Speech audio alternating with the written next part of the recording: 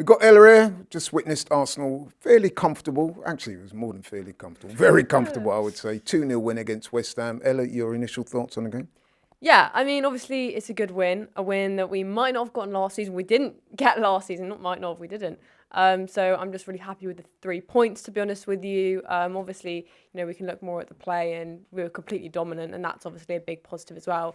But I think there is still something to be said for perhaps not really taking our chances as well as we should, because we have so many in the game, and I think not that it's a huge factor right now, but when it comes down to the end of the season, maybe goal difference could play a part in it. I know we still have quite a high goal difference Spurs are second right now. But I just think it's more about delivering more goals, I think, in moments where we are really on top of the game. I think that's what a lot of fans want to see. No, you're right in saying that. I mean, for a game where we registered something like high 70s in terms of possession and we created something like 20 chances, I think it is a fair question, maybe not criticism, but question, so could we have won by more goals? Which kind of brings me on to a question that I was going to ask you. You're probably anticipating it. But number 9, well, he's our 14, Gyökeres, wasn't a very good game for him today. Are you a little bit concerned now that he's gone 6 games without a goal? Some people are saying he's struggling. What's your thoughts on it?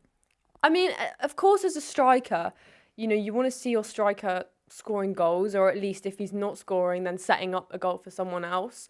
So naturally, I understand that there is some concern, because I think those types of players, those types of strikers do play off of confidence, and in order to get that confidence, you have to be scoring goals. However, in saying that, I think there's a lot to take from recent performances, and I think from what I've seen, I think it's felt really positive, particularly against Newcastle, against Olympiacos. In the last couple of games, I've sensed that he's getting better and better in every game. And so, of course, yes, whilst we're not seeing those goals, which we want to see, you can still take positives from his performances. And we spoke about it on the watch-along, the fact that I think it's taken him maybe 4 or 5 games to, firstly, I think, get properly fit and get going with his season, because he didn't really have a pre-season. That's correct. But also just to kind of adjust to the team and to the Premier League and sort of get his whereabouts and sort of get situated. So I think I'm not making excuses, but I think genuinely it's taken him time. And I said that it was going to take him time, because he's made a huge jump from a league which, with all due respect, is far off the Premier League standards. So am I worried? Not quite yet, but I would love to see him start scoring goals. No, I think that's fair. I mean, personally, I would have loved to have seen Saka give him the penalty today. Although I understand it, if you're the designated penalty taker, we were only 1-0 up. It's not like we were 3-4-0 up and there was 10 minutes to go. So, but I would have liked to have seen Saka giving him the spot kick, because I do think he would have converted it. And then, like you said, striker getting goals, that's what you want to see. But let's talk about Declan Rice. I thought he was man of the match today. I'm not sure if you agree. Yeah. It's funny, because I was saying to one of the other guys, although we won very comfortably, was there that many Arsenal players that performed like at that really? Yeah, I agree we didn't. It's almost like they didn't need to, and we still won. Yeah. I kind of agree with you when you were saying that there wasn't necessarily loads of standout performances, despite the fact that we were so dominant and that we made this game look quite routine. Yeah. There wasn't really that many standout players. We were saying Zubimendi looked really good when he came on, when Odegaard got injured. Declan Rice, for me, he always is consistently one of our best players. And obviously he got the first goal, and then just he had a good game really throughout. But yeah, there wasn't that many standouts today, which isn't necessarily a bad thing. No, it's not. No. It's not. We usually have someone that's really had an. I mean, I would describe today as just like an efficient, competent performance. Yeah. That we were never in any real danger of losing or even drawing. I always thought we were going to win. But yeah, that's an interesting aside. But let's talk about Martin Odegaard. It's unfortunate he came off today with an injury.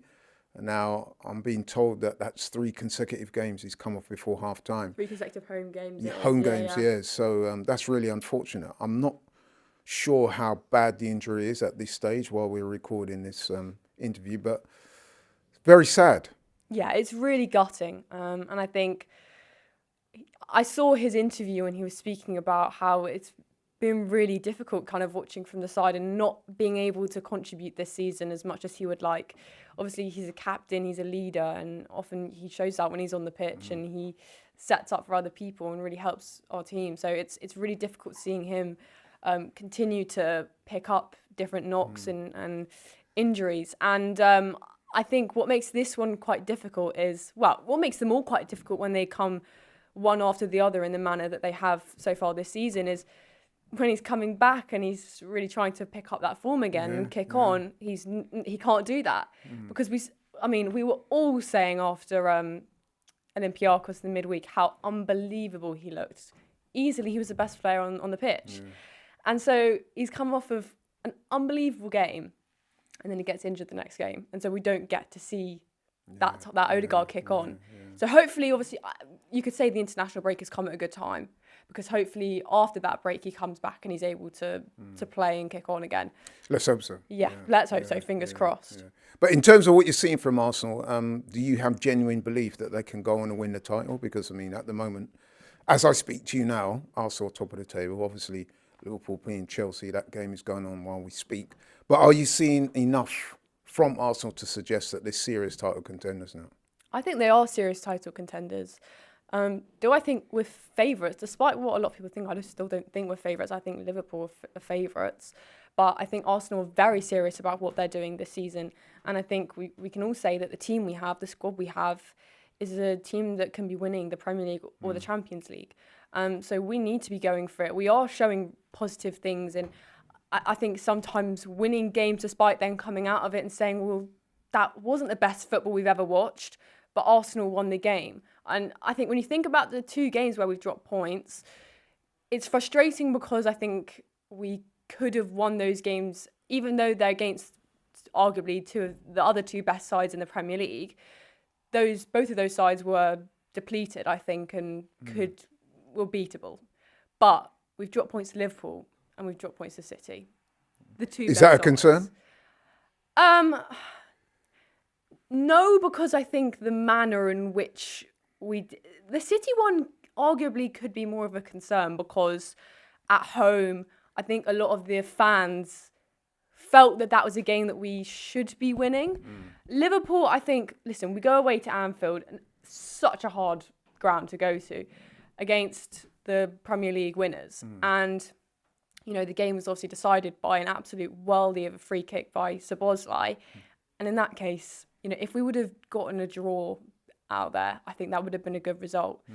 So it comes down to fine moments. And I think, I'm not going to use the word unlucky because we're not unlucky when someone scores a worldie like that, but it's been really small moments. And I think if we can start getting results against those, you know, even the result against Newcastle, that's a really, really big result. So I think we need to be positive and look forward. Definitely. I mean, the reason why I put that to you is because some people have said, suggesting that we're good at rolling over the so-called easier teams, the Forest, the Leeds, the West Hams of this world. But once we go up a level and come up against teams like Liverpool and Man City, we might struggle. So I just wanted to know what you're thinking about that. Well, maybe that's been more of the narrative this season. Last season, the narrative's like the other way because our form against the top 6 was like we were unbeaten and we usually got like a win at home and maybe a draw away. So we played really well against the top 6 sides. The most frustrating thing over the last couple of seasons was those losses to Palace and, you know, losses West to Ham, Fulham and those types of teams where, you know, we're looking at today and although it might not have been the most exciting game, I think 2-0 at home to West Ham seems routine. But last season, that was not a routine, not a given. Right. So I think that's the positive. GFN Soccer TV, with all your favourite shows in one place, is now live in the UK with Samsung TV Plus.